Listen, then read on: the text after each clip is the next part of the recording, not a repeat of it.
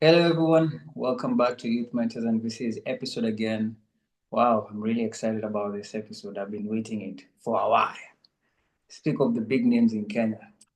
Finally, those big names have started. We started receiving the grace of big names in the Kenyan industry. You guys, enjoy you have your notes, your notepads, pen. Even me, I have my writing pad over here, so I don't know how I'll multitask between writing notes, asking questions, learning, also enjoying the person I'm seeing in front of the screen. There's so many things, but we'll figure it out along the way. But before we start, I want to mention our sponsors. For more, they deal with plant-based coconut yogurt made in Watamu. For those who are lactose intolerant, this is your plug actually to go and get the yogurt. For those who don't consume dairy, we got a solution for you from Rico Amor. Also, a brand partner called Allo.co. They deal with women fashion. Actually, for these ladies who love luxury brands, this is your way to go. And also, we have a school in Kenya called Rufina School that we support with donations and charity for the children living in the slum areas. So we're gonna put a picture so that you guys, for those who love giving, to go and support the school because we believe giving is receiving. Best part, the part where you and me have been waiting for, the part that is going to you for the day, learn and get vibrant is here now. Welcome, Nyandia, to Youth Mentors and VCs. How are you today? I am very well, thank you. Thank you so much for having me. I'm very excited to be here. I resonate deeply with what you want to do. So I think for me, it's an absolute honor and a pleasure to be joining your community today. I hope we get to learn together, not just me speaking. So I hope it will be more of a conversation where we both learn from each other, where I can morph what I know into what you need and what your community Mm. needs. Yeah. Amazing. But best believe me, I'm a sapiosexual. So Okay. we usually extract a lot more than giving out. I'm the same way. I really like smarts, whether it's street smarts or book smarts, that's my jam. So Mm. I'm also the same way. I'm a sponge. I'm a Mm. sponge. I like just absorbing knowledge and just learning. So that's my jam as well. Amazing, amazing. So Yeah. what should people expect today? Today we're going to talk about brands, how to build brands, how to be an impactful brand. I run an AI creative agency called Minty Line. So I think it's a perfect case study to see how to build your brand online, whether it's a brand that you're working with or where it's yourself, you're the brand. So I think we're going to talk a lot about brands cross-platform. So it's going to be Mm. fun. Yeah. Okay. Okay. So even before we dig deeper, maybe you Yeah. can just give us a brief summary of all the titles because for me, I don't want to do the dishonor of not mentioning some of the titles. So maybe you give us all your titles as a small introduction of yourself My so that people God. can, follow up. I can't. Titles, I cannot. I don't know. I think the only I'm trying to characterize those titles. So I'm Nyandia, a mom, I'm a partner, I am a full-time startup creator. I've failed at startups and I've also succeeded at startups. So I think it's very interesting for where I come from. My background is in software engineering, but then I morphed into marketing throughout the 10 years. So I have 10 years of experience in marketing, digital marketing strategy, implementation, and such. I'm what you call a chartered marketer as at now, which is chartered marketers are the what do you call it? Top coat. Top Mm, coat as for mm, marketers, specifically in mm. strategy. So I'm a chartered marketer, I'm a mom, I'm a partner, and I love life. And I'm also a success. And I'm a success because of the failures that I've had. I enjoy, deeply enjoy building impactful brands. That is truly 100% my calling, whether it's personal brands, whether it's local brands, international brands. I deeply enjoy building impactful brands. And I'm very grateful that I'm in a position where I get to pick and choose the brands that I work with. So I don't take that for granted, especially in this economic climate. Yeah, so that's just what I do. And I'm doing my best to be a mentor as well. So Mm, I'm trying. mm. So, Yeah. so two things, two things. You mentioned 4 times startup. You mind Yes. mentioning the startups? And number two, about mentorship. What does it Yes. take to be mentored by Nyandia? Okay. So, the first startups are not even online because I was in campus. You know, when you're in campus and then you just join a group of your friends, and then you're like, oh my God, I think we should start a company because we've just discovered something called tenders. So Mm, you're just jumping deep into it. You're like, oh my God, tukishinda hii tender, we're gonna make so much money. mm, It's at that point, it's about the money, right? Because you want to be able to get yourself out of the block and your friends and your family. So you don't mm, understand the intricacies of per se running a business and a successful business at that. So mm, my first two startups were in campus and post campus. I also have a startup where the second startup where we were doing government contracts in Kilifi County, and that's what made me never ever want to do business with government again. Because mm, the lessons there are the painful ones. yeah. The third startup is an engineering startup, which I started with some friends of mine. One who is an electric engineer, the other is a mechatronic. They're called mechatronic Mm, engineer. So we are mm, just trying to figure out what to do in the spaces, in the gaps that we are finding, whether it's government gaps or infrastructure gaps in that sort of mm, sense. And then my fourth is Minty Lime, which is what I'm deeply, deeply into right now. That is my bread and butter. That is the absolute love and passion of my life next to my kids and my partner. So for me, that is what's key right now. So I've had two failed startups and I've had one very successful startup, fingers and toes crossed, and then one which is not very key right now because I'm choosing to concentrate on Minty Lime. mm, Mentorship. Now, I've been asked to be a mentor for people for the past 5 years, and I've always refused. It's a very mm, because mm, sometimes, so when you're in your, especially when you were, because it started when I was in my 20s, especially when you're in your 20s, you don't per se think you have, the way you grow up thinking mentors, you're like, oh my God, is that the older guys, the goats of the society? You don't mm, think that you, as a general, normal person who is struggling like everyone else, can do mm, mentorship of every kind. So I've run away from it for so long until this year, late last year, actually, where now I started getting challenged openly, where everybody was like, you learn all these things, you do these master classes, but why wouldn't you take people to shadow you? People that you can actually guide in their running of their business or even in themselves, how they can do better as marketers, as guys in branding, anything, because marketing is all wholesome. Sometimes it's even about your personal person as opposed to brands. So yes, so then through that, guys started slowly sending me emails asking for mentorship directly. mm, mm, So currently I'm onboarding the first official. So I mentor outside of the official basis of who I am and having a master class and meeting people. So I don't do that yet, but then I'm onboarding the first class for that.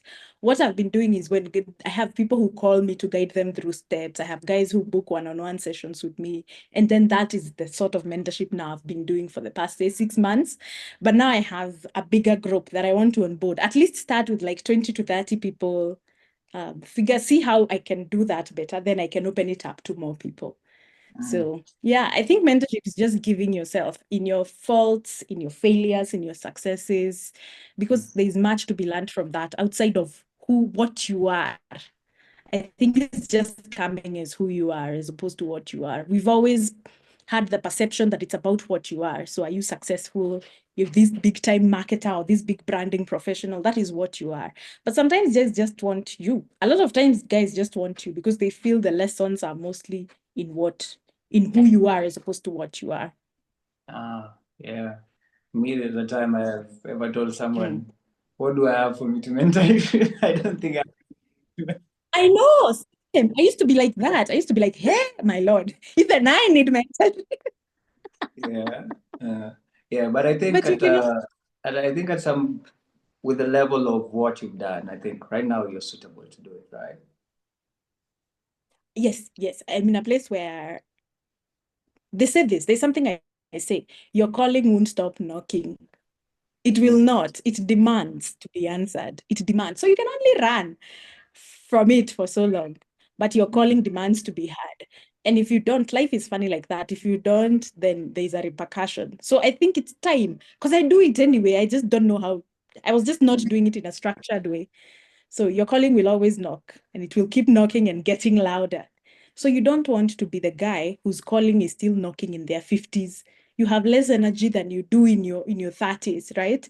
Or 20s. mm, So you'd rather just do it. I mean, what could go wrong? Nobody's gonna beat you. I always say the worst mm. in kuchapwa. So nobody's going to beat you. So might as well just. Yeah. So, Yeah. you mentioned about a failed startup, you know. Yeah. How Yeah. did you realize, you know what, this is not working? Let me focus on something else because there's a level of attachment that founders have. So, Yeah. how did you know this is not working and then you just left it? Oh my gosh, that actually, I've never been asked that question. It actually takes me back. Mm, Um, so this was around 21, 22. I was 21, 22, it's like 10 years ago.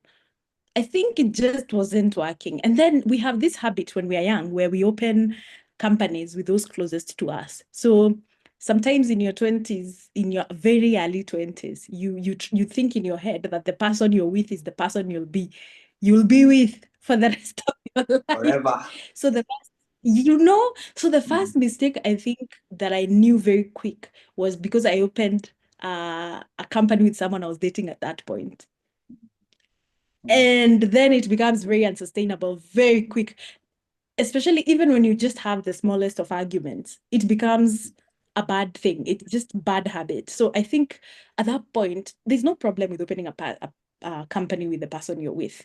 But I think there's a specific age that you can do that. It's just like tattoos. It's a bad idea to get a tattoo of a mm, girlfriend or a boyfriend when you're like 19 or 20. Really bad idea. I think just mm, wait. You might even be with them for longer, but just wait until what they say, your frontal lobe is fully developed. Then maybe when you mm, get to your 30s, you're still with the person, then that makes sense. But then I think when you're in your late teens, in your 19s, 20s, it's not the smartest. So that was the first sign that was wrong. The second thing was because we were driven by money a bit too much. Being driven by money will always be a reason why a company fails. You need to have purpose in your company outside of the money. The money should be a byproduct of the purpose that you're fulfilling. So when I quickly learned that not having them or failing when you apply for a tender, you fail, you apply for a tender, you fail. Quickly it hit me that there is an experience that we were lacking or there was just something wrong. But like I've said, the universe loves a brand that has purpose and mm, a brand that feels that it's answering a certain pain point. So the minute you lack that, the universe may not even conspire for you to hit with that brand. So you need to learn a lesson there. For mm. me, it was that not opening the company with temporary people and with temporary goals. That was what I knew it was gonna be a failure. So, there are people who say, um, 1,000 rejections. Don't stop. Don't quit. Keep Yeah, going. How do you differentiate yeah. the point of don't stop, keep going, 1,000 rejections? I think it's also where they're rejecting from. In marketing, there's something we call a customer journey, right? It's from awareness, consideration, conversion, post-purchase, and loyalty. What part of that brand journey are they rejecting you at? If they're rejecting you at the same point, there's a lesson you're refusing to learn. I've always said this, the reason why we go through seasons in life is because there's a lesson you're meant to learn in that season. A lot of guys try look for shortcuts within that season instead of just going through that season. There's a reason God has brought you into that season, whether it's a season of lack, a season of pain, a season of learning, however you choose to take it. You refuse to learn it. Sawa, you found a shortcut, you've gotten out of a money problem, but you've not learned the problem, you've not learned the solution to the problem that was there. God has a way to always bring it back, whether it's in the same year or years later. It's very important to learn lessons. So ask yourself, at which point are you being rejected at? Then you can figure out what to do at that point. Because if you're being rejected at the very first stage, there's a lesson you're not learning. So figure what that out is. But if you're being rejected at the second stage, so for example, you pre-qualified, and then after pre-qualifications, you go to the next stage. Now the next stage where it's a bidding journey, you fail, then you realize that might be a cost issue. Maybe you've not met the right people, you don't have the right referrals, you don't have the right money in the bank, because a lot of these things are money-based. Then you learn and you iterate and you go back. But then if you've gone through all that and you're at the final stage, and sometimes you even qualified, but then you still fail, then what is the lesson there? Like, it's just learn where you're failing and iterate based on that part of where you're failing at. Mm. Wow, many lessons to learn. Many lessons to learn. I think for you, we should do a part one and part two, where we are speaking about Right. digital, and then now what it takes to be an Yeah. entrepreneur. Yeah, I think Anyway, so. yeah. So digital influence is shaping how brands connect with their audiences today, Yeah. right? What are the Mm-hmm. key elements of building strong, like Minty-led presence today? Okay, so I think one of the main ways of building a strong digital presence, or for a brand to be recognized that it has strong presence, first of all, has to be consistency. Algorithms, if anything, algorithms reward consistency. And consistency does not mean you post 600 times a week, or, I mean, good for you if you have that much content. You've seen it with brands like Fashion Nova that post 4 to 10 times per day, and it works for I them. But they know, also I advertise. know. Yes, but they also advertise and do influencer marketing and do all these Google ads and all these other things. So that is not really the consistency sometimes, and I've noticed with the new Instagram algorithm, for example, is posting consistently. Say you post 3 times a day, 3 times a week, but then posting at the same time, those 3 times a week. So you leverage on when your audience is the most active, and then you post during those times. So that for it is consistency, as opposed to just daily, rampant, nonstop posting. That can be consistency. What sort of content also are you creating? Is it high quality? Is it low quality? Interestingly, the TikTok algorithm right now is rewarding, it's not per se low quality, but raw. They call it raw content. The behind the scenes, spend a day with me, the how we make this product or how we package your product. They're rewarding that sort of content a lot, as opposed to super high produced. You can tell there was thought in here. You can tell there was a production crew. As opposed to that, it will still reward that, but it's right now. They are rewarding just normal one-on-one content. That's their thing. So high quality content in terms of ads is key. For example, if you're doing an ad and your poster is low qual versus someone whose poster, let's assume it's a poster, versus someone whose poster or photo is high quality, the one with low quality will be penalized and will spend more on their Facebook ads, as opposed to those who went a step further and maybe got a really nice design, got a designer, whether it's on Canva or on any platform, and did it for them. So high quality, engaging content will always win. Then, of course, community engagement. How many times do you comment on other people's posts? I've learned that is also a trick. And how many times and how often do you respond to people who post on your platform? So when people come and comment on, say, a piece of content that you've released, how quick are you to answer that? The algorithm also rewards people who answer quick, who respond quick to guys who've come to them. Then, of course, you leverage data, like I mentioned from the get-go. When are your audience active? What type of audience do you have? If it's a young audience, that means they're more likely to lean onto video content. And I think that's why you personally produce a lot of video content, because you've noticed who your audience is and what they're into. Is it short form video content, long form video content, storytelling, blogs, posters, all these things? But yes, type of content and leveraging on that data is also an element of a strong digital process. And then thought leadership, the one everybody knows. Look at Just IV, look at Safaricom, look at ABSA, look at any brand that is the brand that are thought as thought leaders in what they do. I tell guys right now, for any brand that I'm working with, a goal for me is to make that brand the influencer, as opposed to just renting audiences from other influencers. So I'm doing my best to build every brand that I'm managing as a thought influencer. That is very key for me right now. So you mentioned about commenting on other people's posts. Some people are busy. For instance, let's say me, I have business pages and then I have my own personal page. I So mean, yeah. I'm like, okay, these other business pages can be handled by my colleagues who work with me, but I Yeah. also want to grow my own personal page. But now Okay. the time to just start, hey, commenting on other people's posts. Where do I Yeah. get the time? I know, but then leverage AI. There are so many bots. Check into one of the easiest and most affordable platforms that automate processes for you. Check out ManyChat, for example. ManyChat can respond to DMs on your behalf. So DMs, WhatsApp messages, and things like that.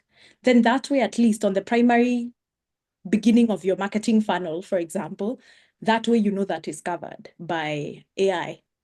Then when you have the time, then you answer your questions, or you even run them through AI and you get quick answers, then you personalize and humanize it.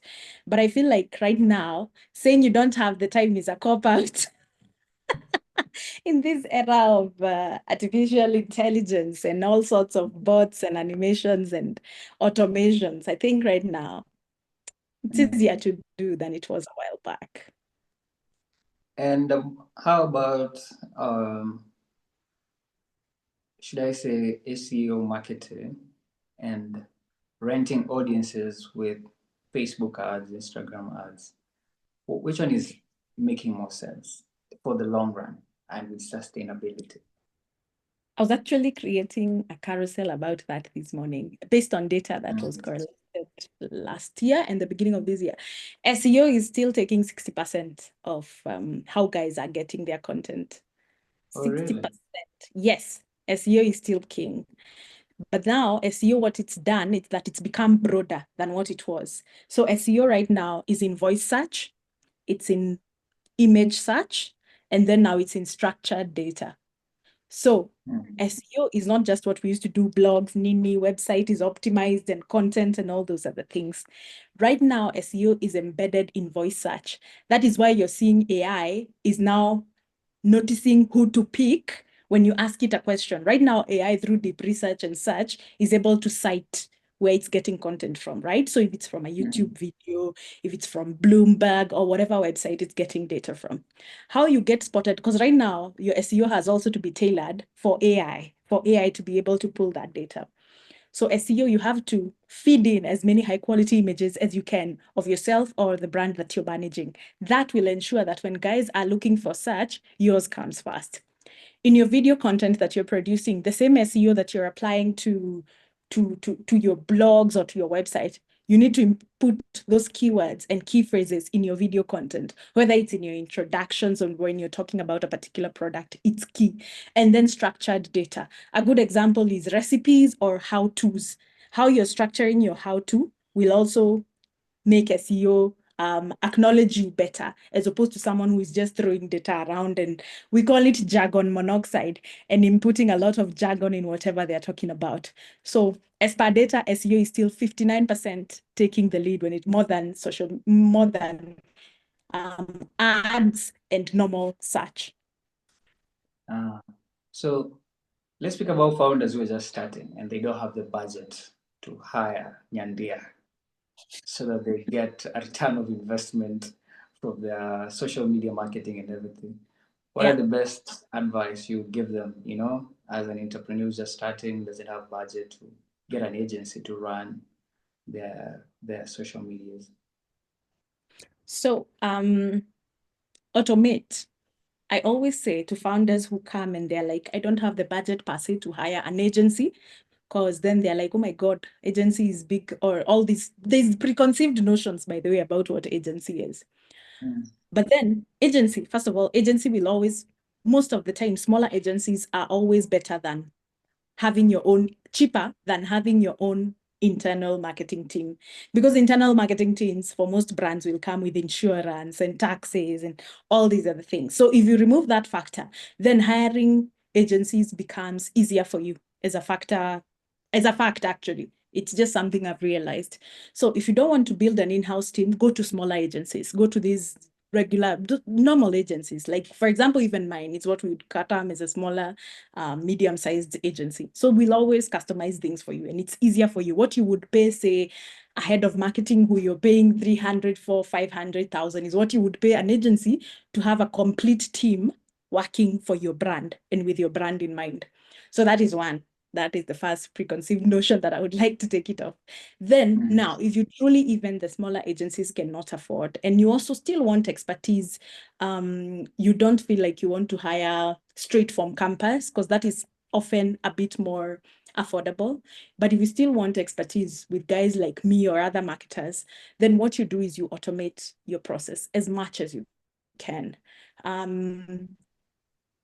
Sadly or unsadly, sadly, if you're not an AI person, then you're missing out a lot, because I feel like AI has made automation that much easier. There's an automation tool that can create content for you. So if it's a content calendar, there's an automation tool that will schedule this content for you. Guys like Metricool, Buffer, Sprout Social. I'm trying to remember these very common one. But yes, basically, in a nutshell, there is that. The same tools that you're using for socials can also automate ads for you and create ads for you. And they also have insights that then you can implement to your content. Go back to the first part of that. If it's blogs, you can create the first draft of blogs on AI and then you humanize it towards the end. There's so much of these processes that you can automate such that your part will be mostly at the beginning and at the end. So at the beginning, where you're thinking of what to input into the AI, and then once the AI gives you what you need, it comes back to you to iterate and humanize. So automate as much as you can. It will make your processes that much easier. All right. So yeah, let's give an example. My situation.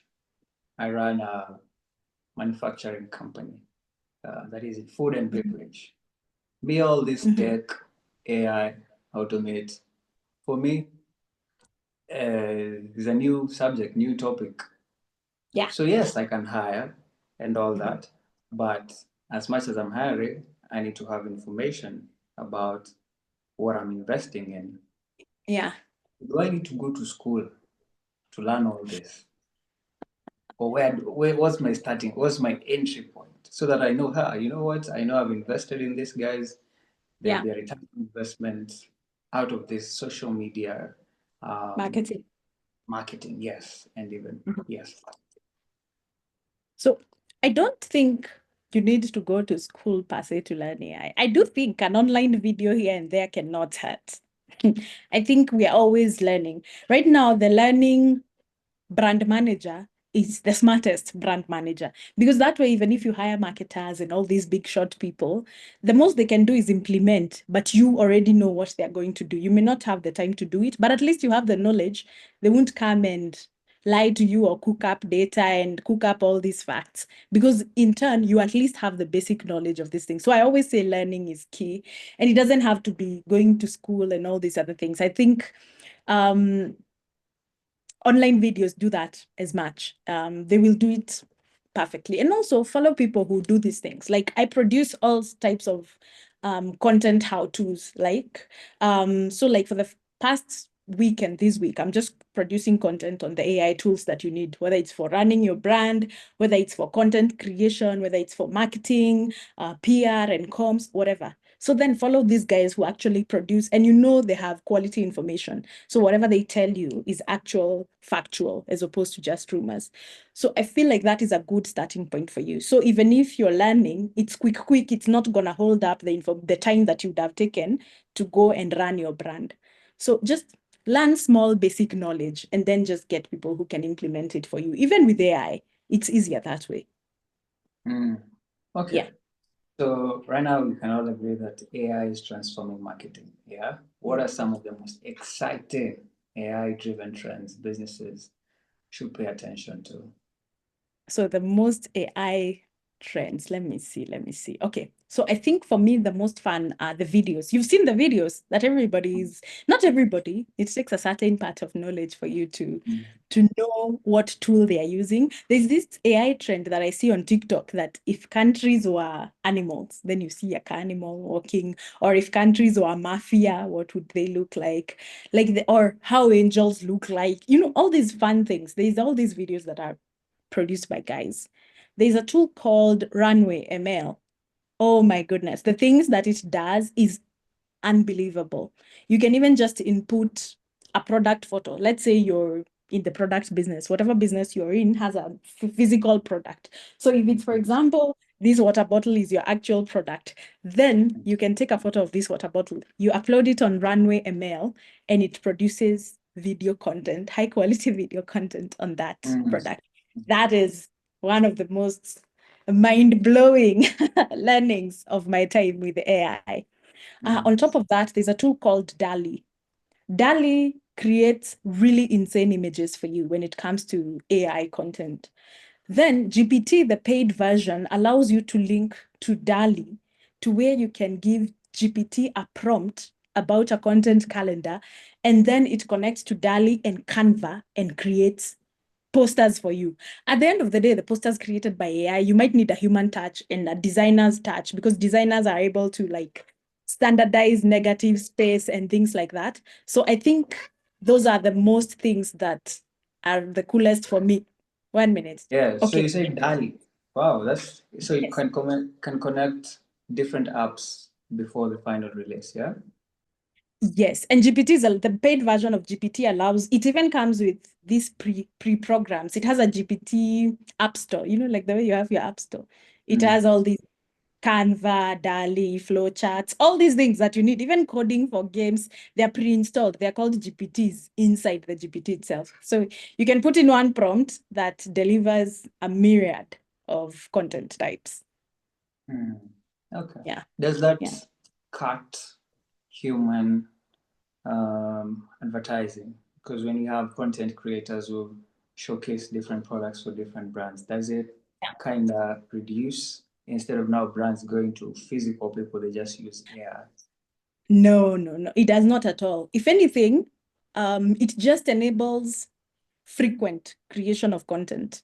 Like the timing at which a content creator can create content is like wider. So as opposed to like me sitting down as a content creator and then formulating how I'm going to shoot an ad and what the premise of the ad is going to be, let's say I'm contracted by guys like Guinness, is shortened because then I can go to GPT, query it, put in my persona and all these things, tell it to just give me ideas. Then myself, I go and implement it. It's just shortened the time in which it takes for me to create content.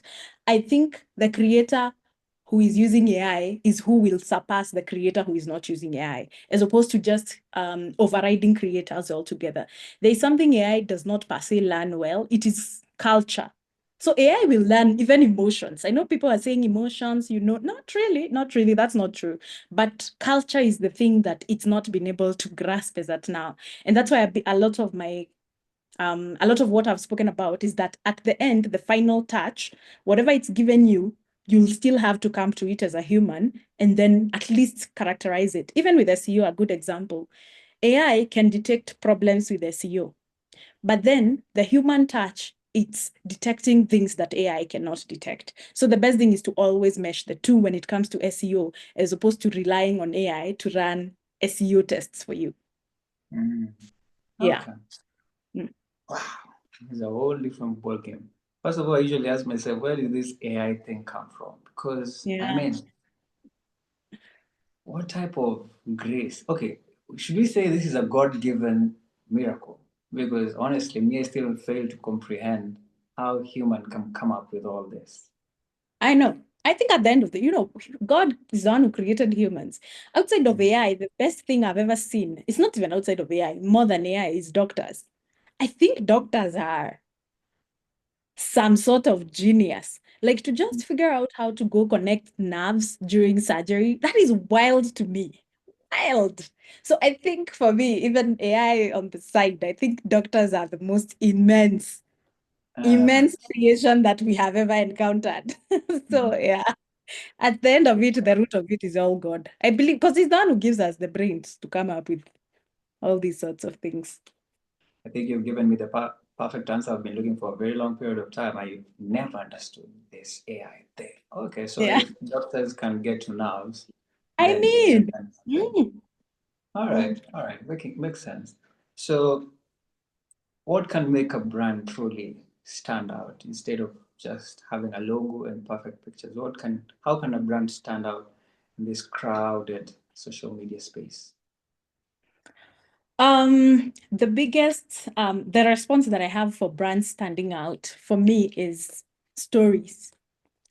There is no brand unless you're copying from another brand. Every brand has a distinct brand story. The brand story and how you tell it is what will always stand out as a brand. The story of Safaricom is not the story of Airtel, is not the story of Orange or Telcom or all these other guys who've come in. And the story of Safaricom is what has made it still resonate as the primary telecoms company in Kenya. It's the story and how you tell the story, how they choose African artists, how they choose African Kenyan music, how they choose where they even shoot the music from, right? The Diani, the Mawe in Western, all these things are what make a brand stand out. It is your story, how you tell it, the problem you're solving, and why you care. For me, those are the four things that always stand out for a brand. Because while there is a pain point, I mean, we're here. For example, youth mentors and VCs are here because you're solving a gap that you found in the market, right? So youths need more Yeah. mentorship. African youth, we are not accessing funding the way American youth are accessing it. There's all these things. But then why do you care to solve it, right? Because there might be other youth mentors and VCs out there who are opening Mhm. brands and doing the same thing. But then why you care is different because why you care for you might be personal. It might be personal because of a friend. It might be personal because of yourself, might be personal because of your family or something that you've encountered. That is what will always make a brand stand out. The brand story, how they tell that story, what the pain point that they're solving, and why they even care to solve that pain point. Okay. Let's now speak about PR and marketing because Yes, people the fail to fun bit. differentiate between PR and actually marketing. They feel like, Uh, even me, it took me time to be like, yeah, what do you mean? Like my friend and mentor, Kevin Otiende, he has a whole PR. I'm like, dude, yeah. it's just me posting social media and forget. How are you telling me that I pay you for PR? Uh-huh. It will help us distinguish this thing. Okay, so marketing focuses on promotions and sales of a specific product or service to customers. PR Mm. focuses on building the brand perception of now those products and services and the brands themselves. That is where you find the, the discourse. That's where there you'll find most marketing professionals might also do PR, comms, and branding. Most PR professions do branding because the two come hand in hand. So PR, branding, and comms are one and they're intertwined. Like it's hard to run away from the other. However, Mm. marketing can be separated from PR and comms, right? So Yeah. PR, marketing is the actual sales and promotions, is the promotion on the brand and also a factor of sales. There's parts where sales and marketing intertwine, and there is a part where they leave each other. But it focuses on the sales and the promotion of those specific products, while PR focuses on the building and maintaining brand perception. Mm. Okay. So many businesses are struggling actually with PR and communication. What are the most common mistakes that you see, and how do you think Yeah. they can?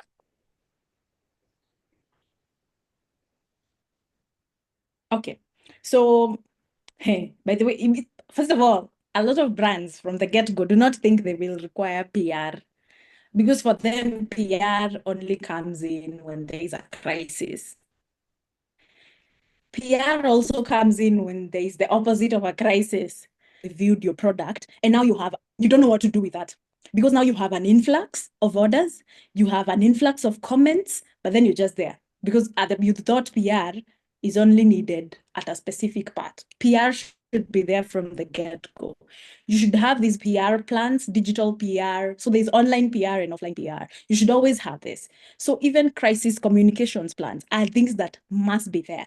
So that is the one mistake brands have. They don't prepare for PR because to them, there is a preconception that PR only happens in crisis, and that's when you need a PR expert. But no, not really. Always have PR plans. So we call them, what do you call them when they're employed in a company? I'm trying to find the name. PR, not plan. There's a name we call them. Policies, yes. Every brand must have a PR policy on top of their marketing policy, digital policy, then in comes PR policies. So both online and offline PR policies. Then that way you even have crisis plans for online crisis versus offline crisis. Then always be proactive as opposed to reactive. That's the other thing brands do. They are reactive to PR as opposed to always, you stay ready. Stay ready. That's what makes you not get into problems. A big part also is to understand the media landscape. I don't know if you remember, there's a time PepsiCo did an ad with one of the Kardashian sisters. She's called Kendall. And it was sort of rooted in Black Lives Movement in the signal they did after the ad. Like when the ad is ending, I think they did one of this. So when you don't understand the media landscape and you don't have that much diversity in your team, you get into mistakes like that now you have to scratch the whole ad. You've paid these millions of dollars for ads, and now you cannot even use the ad anymore because the backlash is just crazy. So staying proactive as opposed to reactive in terms of PR will always help the brand, always. Because PR is also what makes you humanize the brand. Because you're busy selling and marketing and doing all of these things, then you forget the brand needs to be humanized. If anything, sales posts, those ones that are like buy from us or every day, have less sales as opposed to brands who are just humanizing their brands. The best way to sell is to humanize your brand, and that is PR. Yeah. So they're saying, like, for people who, like me, I have a brand that promotes coconuts. So I should come and just putting my coconuts on screen, like, boom, buy my coconut. Hey, Ban, so aggressive. Guys don't like that aggression. If Guys you don't don't like buy, I go come to your sitting room and finish you. Yeah, you guys don't like that. Especially there was a study done. Let millennials and Gen Zs buy from brands that they resonate with. Brands that they resonate with, either they have the same political stand, the same societal stand, or economic stand. So the best thing is to figure out what people stand for and then humanize your brand so that guys can resonate with you. Then they'll easily buy from your brand. There are brands that guys buy from, not because even that they are dying to have that product, but because that brand stands for stands for because what that brand stands for. So if you think about it, a good example is Tom's. Tom's the shoes. For every pair of shoe bought, yes, for every pair of shoe bought, they give away a pair of shoe to someone in need. So sometimes you'll just buy Tom's just because of, as opposed to maybe you have shoes. Yes, it's very key. Yeah. Okay. I want to touch a bit on customer experience Okay. because I feel like is relating, as you mentioned, ecom. So there's this Yeah. aspect of discounts, giveaways, and when running a sales promotion, right? Mm, How important is it, even when you're just storytelling, yeah. put that out there and not look like you're in a position where you're giving so many things for free. Yeah, you're like a free brand. Yeah, yeah. How do you put a distinction not to look like a cheap brand? Oh God. I think so. What I do is I'll give an example. When I do content calendars for clients, I only include one maybe giveaway per month. And that's a maybe. Sometimes it's just seasonal, like it's Easter, it's Valentine's, it's Christmas, it's Mashujaa Day. So you'll always find that more often than not, every month there is like a UN holiday, whether it's Day of the African Child or Day of the Girl Child, Day of the Boy Child, I don't know. The best thing you can do is route giveaways to a social cause. If you Oh, route giveaways to a social cause, then that way they don't look like just giveaways. They look like almost they're part of the SDGs, like there's a solution that you're solving. The best thing that you can do is make sure that you're communicating the pain point that you're solving, and most importantly, why you even care to solve it. So then that way in your giveaway, it doesn't just look like, oh yeah, yay, hooray, here is some more free stuff. Yeah, just root it to a cause. It becomes that much better and saucier, if anything. mm, mm. Okay. Yeah. Makes sense. Makes sense. Makes sense. So, which industries, yeah, do you see as the biggest opportunities for entrepreneurs and investors, and the way Africa is actually rapidly growing its Yes. economy? There is industries that are nice to exist. There are industries that must exist. They Mm, both appeal to a certain emotion. So you find the industries that must appeal to that need. It's happy, it's nice, it's amazing. Then there are those industries that are nice to have, where you're like, it's just more lastful, as opposed to like an absolute need. You should mm, always try to either appeal to both, or at least appeal to the industries that are a must. Industries that are a must are farming, hospitals, so farming, health, technology. Yes, those are my most main things, and finance. Those are the most things that I've seen, because we must eat, we must make some money, we must have some technology of some sorts, and we always go to hospital. So I always find those are the four key ones. So if you can figure a way that you appeal to any of those key industries, you will always have a win. So whether it's agri-tech, fintech, health tech, anything along those lines, they're easier to do. Those are the industries that I've seen easily win grants. Those are the industries that I've seen getting easily funded, because I've ran brands that have gotten seed funding, and they are always rooted to a social cause, for example. So one of the most recent ones that have seen getting funded from my portfolio is a brand called Duka. Duka, Duhqa. So Duka solved the problem of giving Dukas across Kenya. Right now they're in 4 countries, but the genesis of Kenya. So Duka, that you find a Duka, a shop that you find somewhere very remote, that they don't per se get the FMCG ingredients at. So if it's, say, soaps, ungas, so flour, just the general things that people in a specific area need to live on. So while your local shop, your local Duka can get access to, say, Bidco bringing items to them, then what happens to that mama who is like 200 kilometers from Nairobi in any direction, and it's so remote she cannot access these things easily? So they're solving the problem in that they can lend these things to that mama Duka to then pay later, and it's also at a subsidized price. So whatever item or whatever brand that you're building, just root it to a social cause, and root it in technology, because also a big part of why they were funded is the fact that they have an app that still can be run and activated on SMS.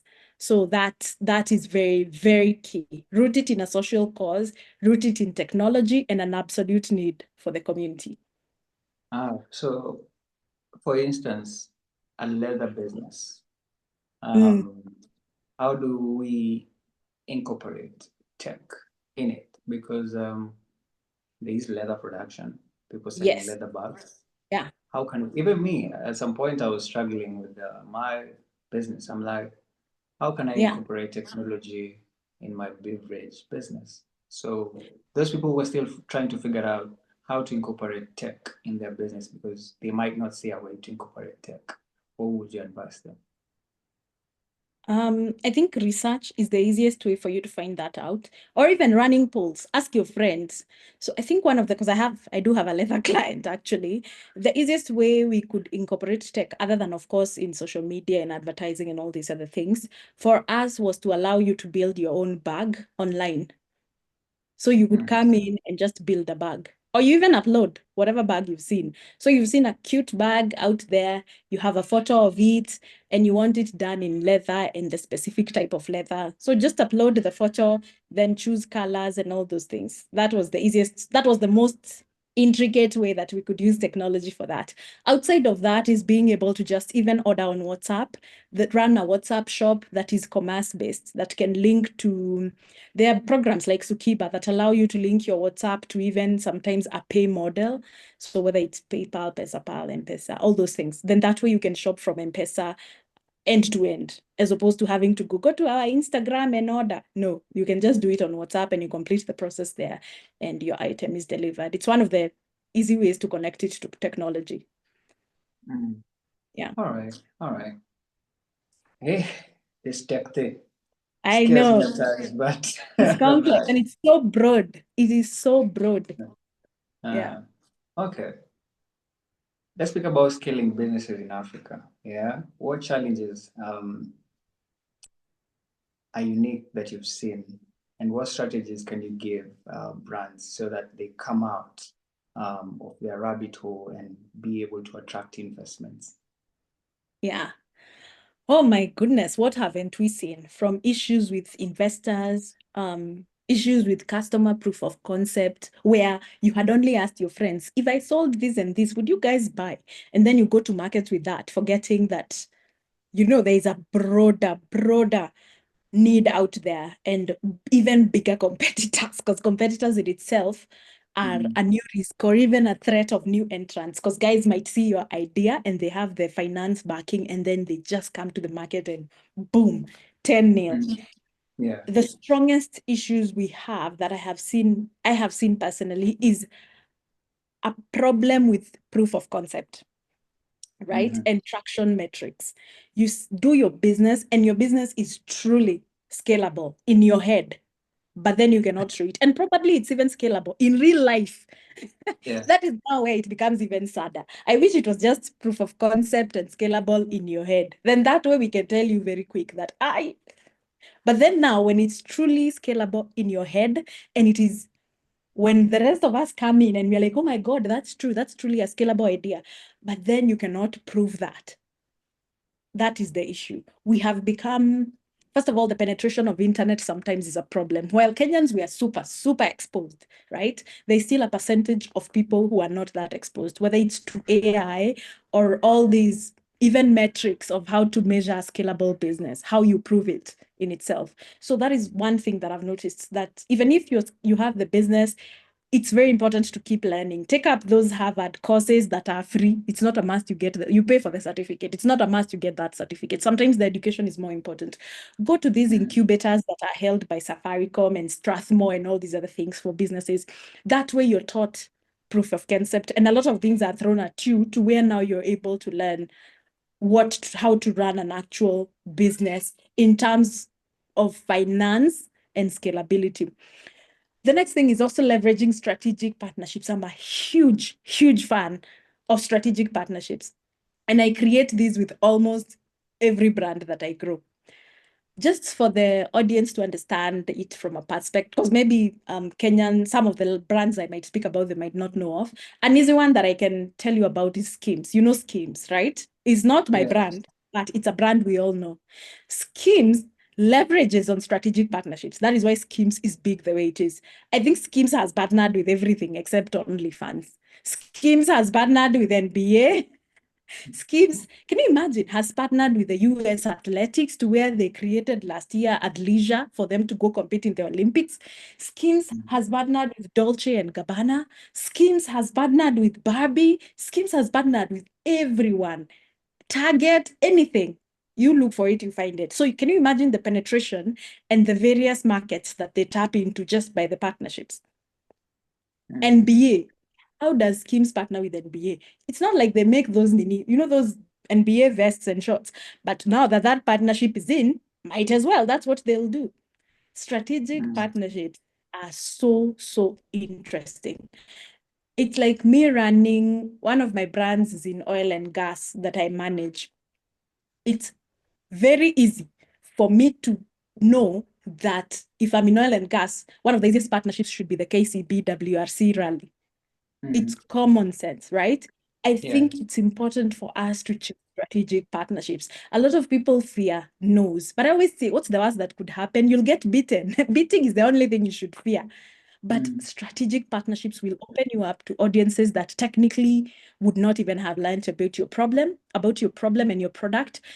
Audiences that would not even have thought maybe that your product is affordable.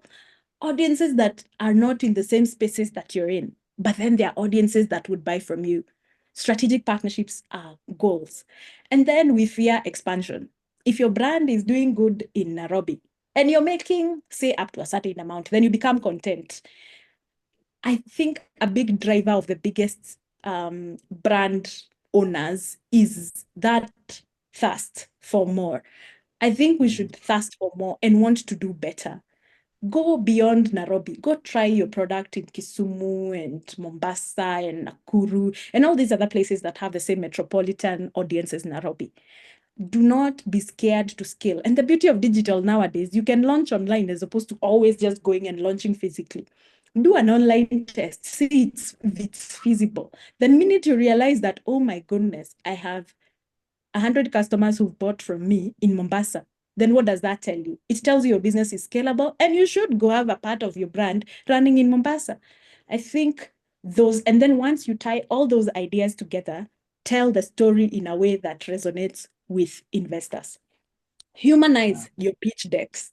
Humanize it, humanize your videos, humanize anything that they ask you for. You can go to websites like Techstars. Techstars are one of the biggest, I know you know Techstars, one of the biggest funders of African businesses. You can go to their website and see the brands that have won. And some of them even allow you to access the pitches so that you can see how these guys are pitching their brands for seed funding. So I think that is just some important tidbits to note for when you're looking for investors as an African or a local African business. Yeah. What about this aspect of having a white co-founder in African businesses so that they secure funding? Have you gone through that? Have you seen that? Gosh. You know what's sad is that it's been proven to actually work. I think that is the sad bit of it all. It was so bad. Let me tell you, Kenyans are really something else. I love my people. Let me tell you, it's so wild. There was a website called Rent Mzungu. I don't know if you know. Called what? Rent Mzungu. Oh, okay. Okay. I It's never so heard of that.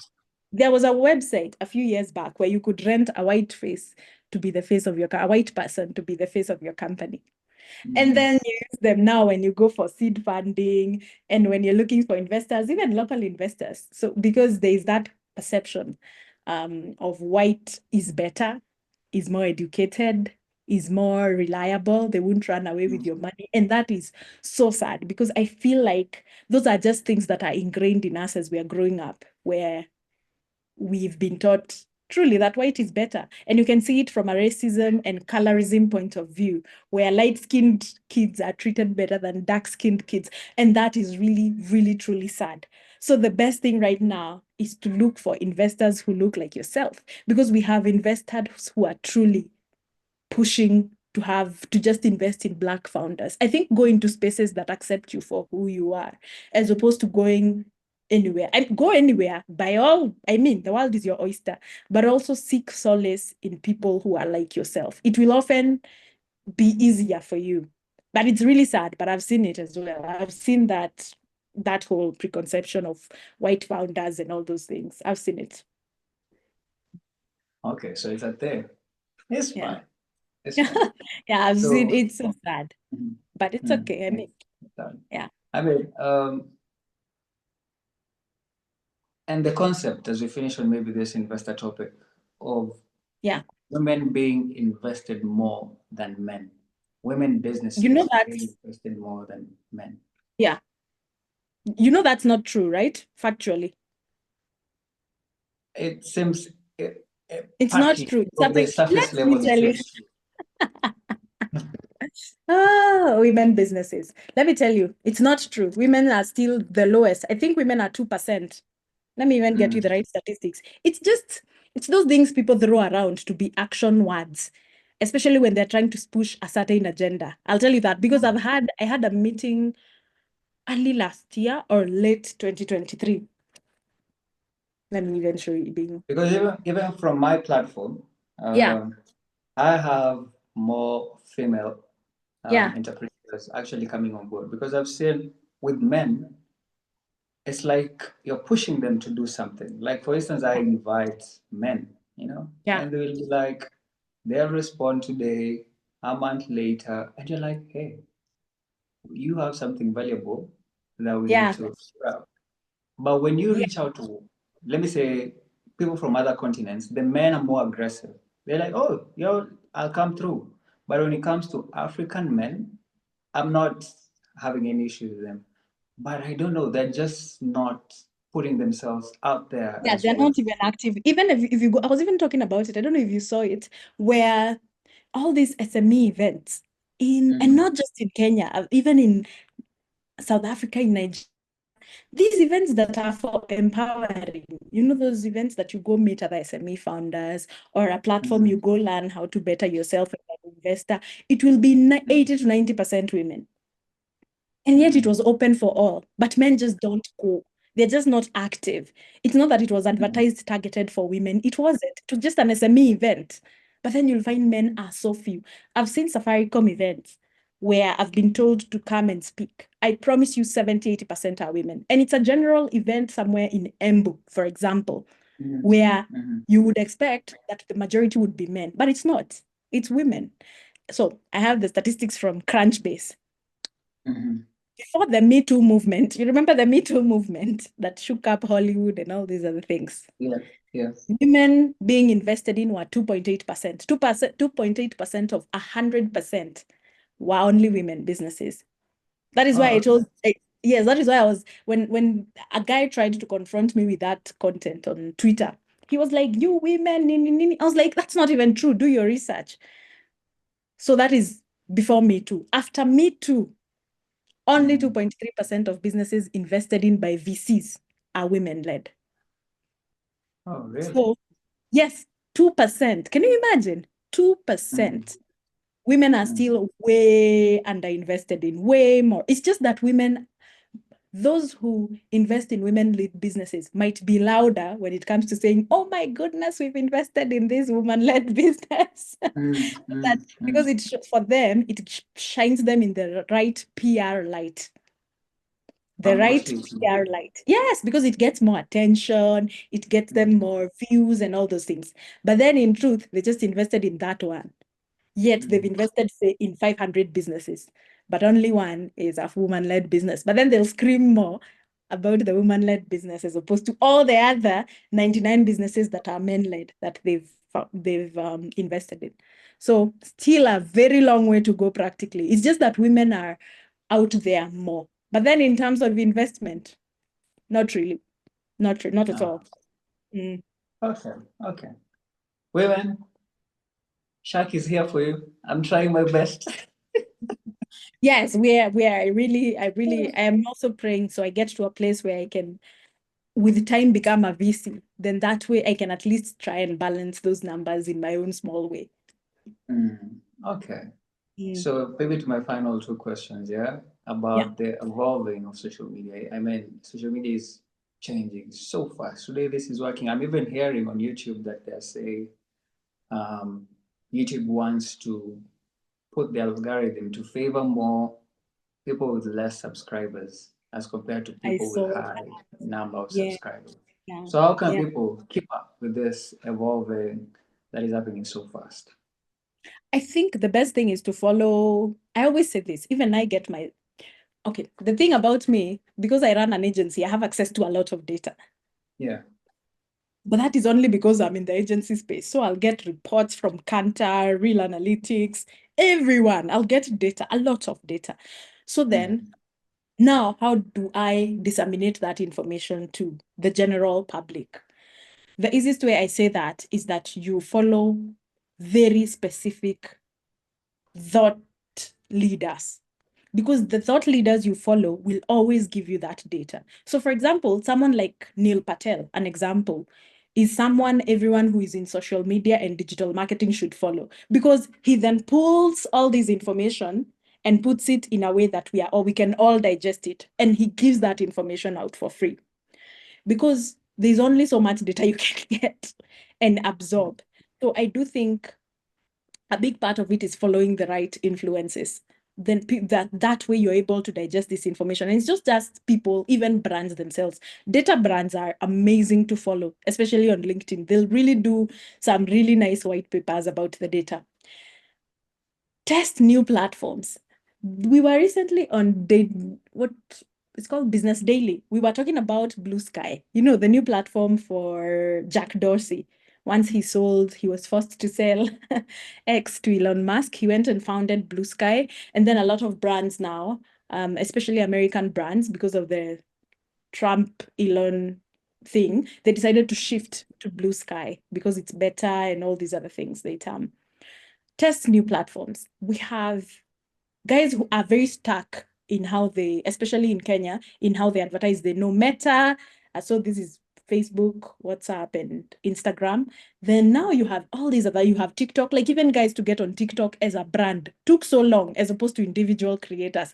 Creators jumped on TikTok so quick, right? You remember the Aziad Yes. days and David Moya and all these other. But then to actually see brands actively on TikTok took a minute. Most of them adapted TikTok properly last year and the year before, as opposed to creators who've been there for like 4 years or so. I think it's Yes. important to just try new platforms. A lot of these platforms are free. Post content and just see how it goes.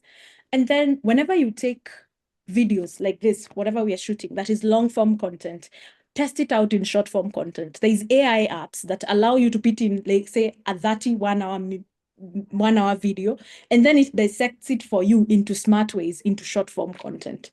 Try out Please short tell form. me that up. We are struggling. We are almost dying because of too much content and less workplace. No. Oh my God. Why are you stressing? Hey, Let me even look for it. we are having challenges because we are now, like, even right now as we are speaking, I Mm, don't know what is happening. So apparently, the tools that we use for yeah. just getting these apps. So Yeah. apparently, we cannot download any apps. So we cannot edit our videos. We're not on LinkedIn anymore. And I'm like, Mhm. God, what type of business challenge is this? You know? So right now, if we can get something that can help us, just, Yeah. the way you say, cut videos and be able to, Yes. Then put it them in even short form. captures. Yes, it's very nice. There's even one that even reads the words from your videos, and then it tells you where to highlight what, so that for more impact and for more reach. Mm. Yes, Yes. so check out Opus Clip. Mm. Opus Clip. There's Opus Clip, and then there's Munch and Video Hunt.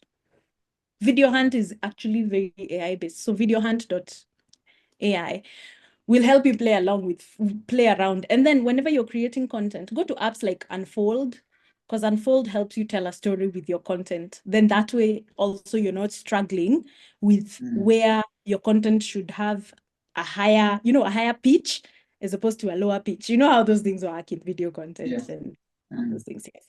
So play around with that short form content. And also, I think another way for us to adapt into this social media, I don't know if it's an evolution or a revolution at this point, Mm. is other than AI, is also community driven engagement. A lot of guys are not leveraging on community. You'll find Facebook guys, imagine Facebook community, Facebook marketplace guys are the ones who are leveraging on community, as opposed to us all leveraging on communities. Instagram now has communities. The way people create, then they invite you to some group that has other people Yes. like you in common who buy specific items from them. It's important to leverage on those, because then it creates a more niche audience, as opposed to just your 100,000 followers, for example, on Instagram. Then you create a niche community on Instagram of like 100 who are for sure repeat customers. That way, whenever you're launching something new, instead of just putting it there, first you put it and test it with your smaller engaging niche audience before you put it loudly. So I think that is also one of the way. Community is the way to go when it comes to socials, for sure. Yeah. Okay. Mm. Speaking of communities, um, in Kenya, entrepreneurs, even from the position I'm sitting in, why I do this, because I feel like the entrepreneurs, they feel like they're scattered, you know? Mm. They're not in communities, they're alone, you know? Yeah. Do you have Yeah. specific examples where you can just channel people and even tell them, hey, go check out this community? Like for me, I embrace it's called I don't know, I've forgotten. Just Yeah. incubators as well, you know. Do Okay. you have some that you can recommend? Yes. So I think for marketers in Africa, there are various marketing groups. There is one that is managed by a specific person, and then he's created like marketers in Uganda, their own group in Rwanda, and it's amazing. They're called Top Marketers. You can go check Top Marketers Club. Then once you send in that message or something, he will send you a link. I can't even invite you. It's that strict. Like Mm. it has to have vetting and all these other things. So Top Marketers Club, it's on IG, it's on X, it's on Facebook. It's an amazing, amazing WhatsApp community for guys who are in marketing, branding, comms, and PR. And then another one that is really good that a partial founder is called the AI Ready Africa. So it has like 900 members, and all we do is just talk about AI and prompts, and then we test out these new AIs, and then we compare notes and what yours has given you versus mine. And it's just an amazing, amazing community, AI Africa. Um, by joining these two groups, it will now give you access to the rest, because the rest are people who are in these groups. So women in digital, men in digital, etc. All these are now sub platforms of those. But those are my key ones when it comes to marketing. And then there's another group, a community that is founded by a friend of mine called Janet. It's called Africa Tweet Chat. It started from Twitter, but right now it's so big, it's on every platform. So you can look Africa Tweet Chat and then just follow that community. We have every Wednesday we have a Twitter space where we just talk about various topics, small businesses and growth and things like that. So those are my key: Top Marketers Club, AI Ready Africa, and Africa Tweet Chat. Amazing, amazing communities to be part of. Ah, okay.